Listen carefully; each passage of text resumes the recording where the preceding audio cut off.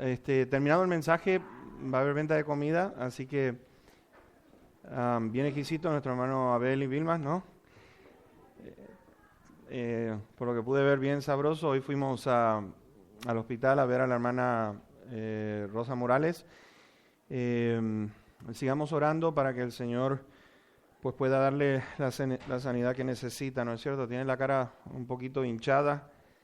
Los doctores están tratando de averiguar a ver qué exactamente lo que es y vamos pidiendo para que no tenga que ir a cirugía. Vamos a ir a Juan capítulo 1 y vamos a estar enfocados versos 1 al 14.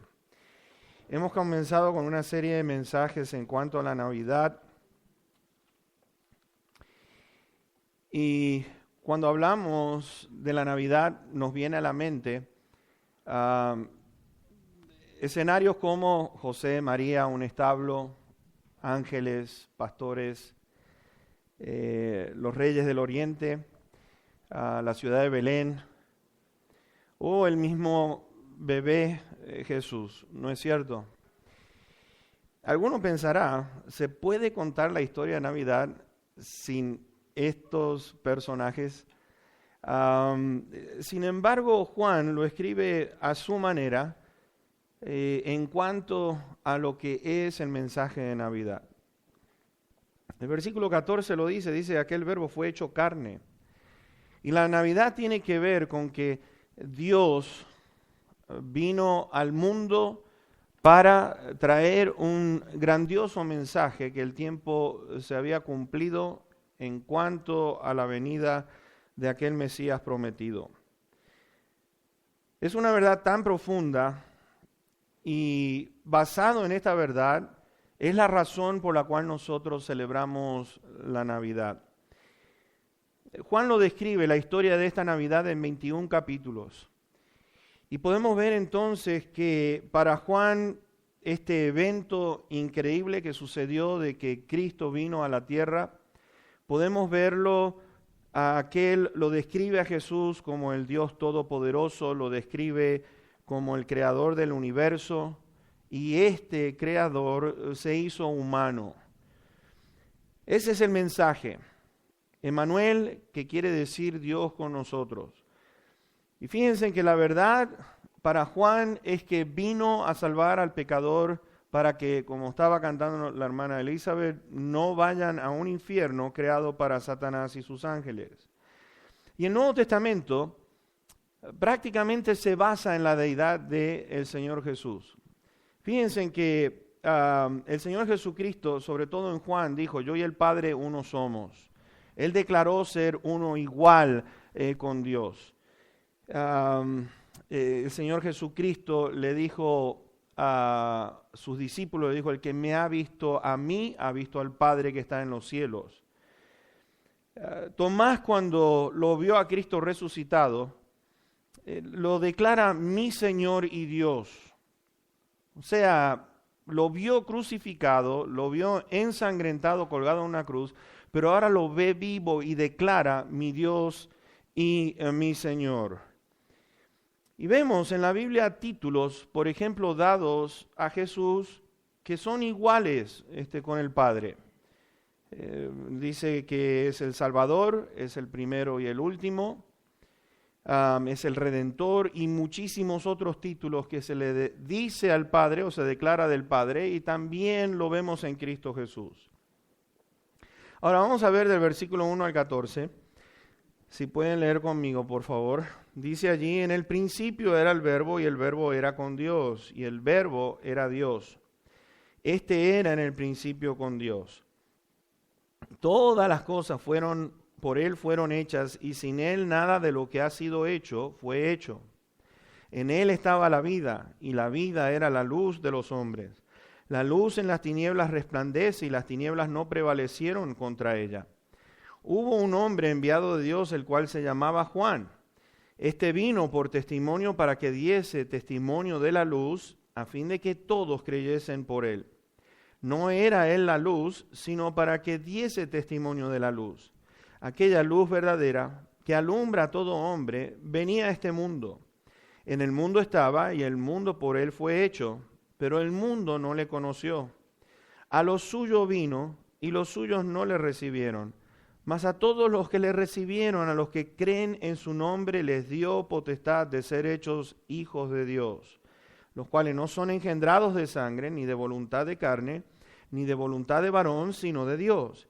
Y aquel verbo, vean ustedes el verso 14, y aquel verbo fue hecho carne y habitó entre nosotros, y vimos su gloria, gloria como del unigénito del Padre, lleno de gracia y de verdad. Una de las cosas que más le impactan a Juan y que empieza a escribir desde el mismo inicio de este evangelio, nos dice que en el principio era el verbo.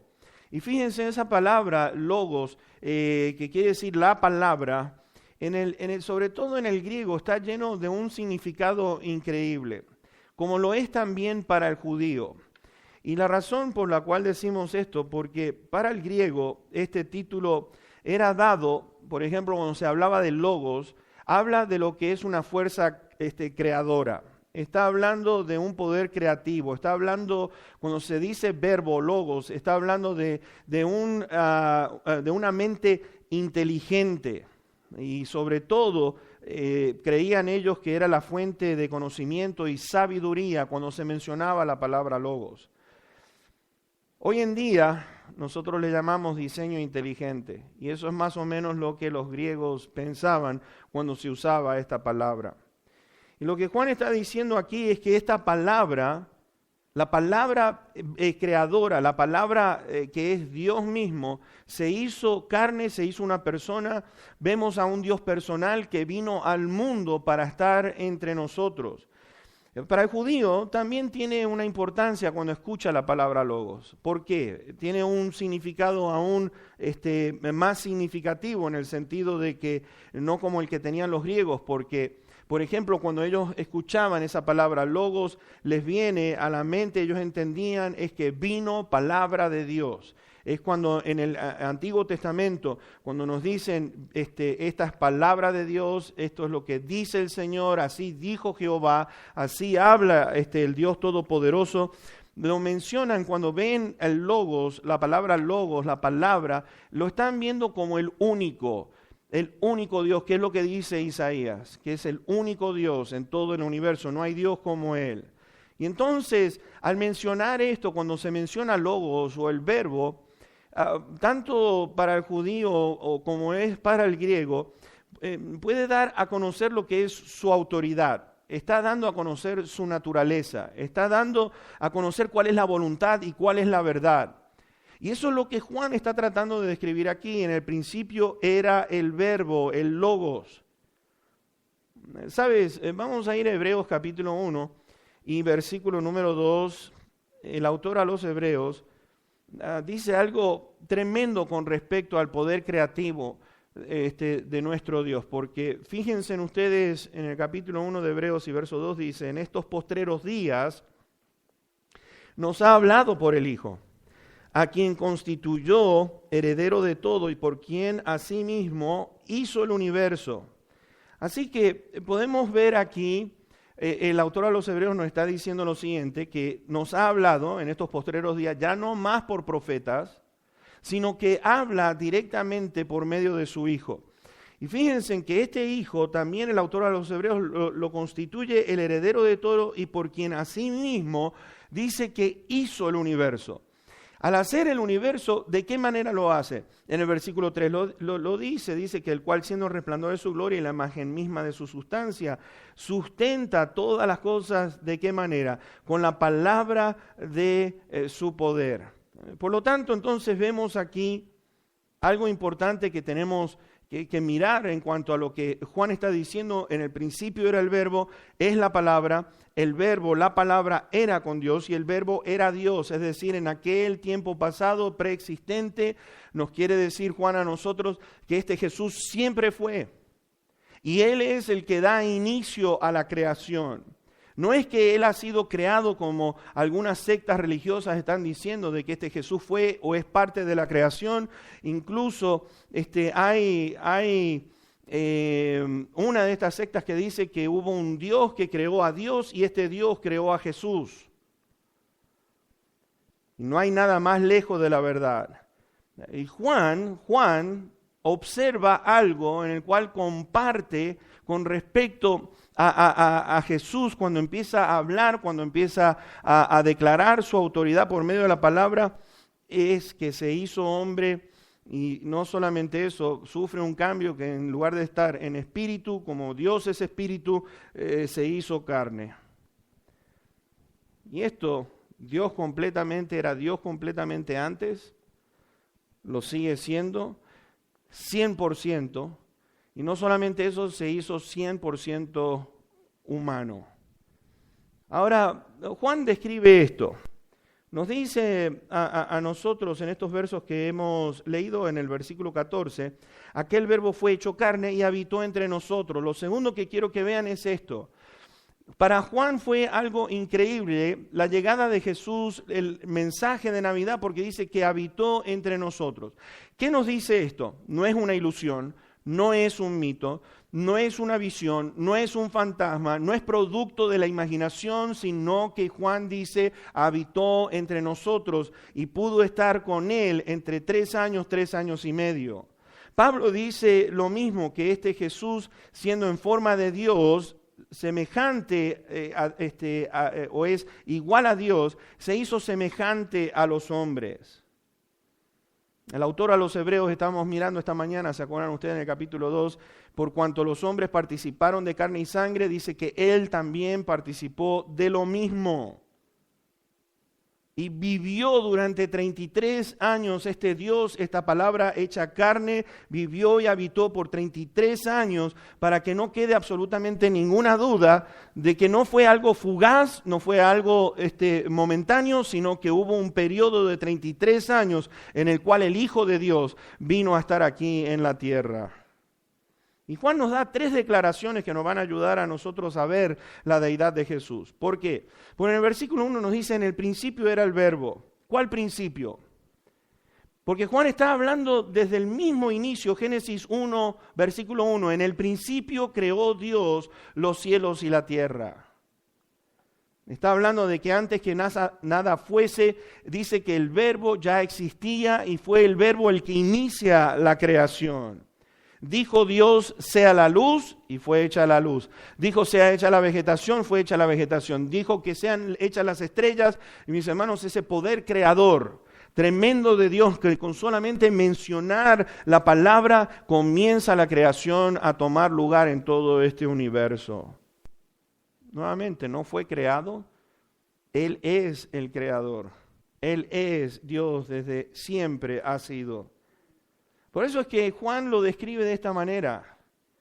Fíjense, a diferencia de los otros evangelios, Juan está compartiendo, antes que Abraham fuese, yo soy.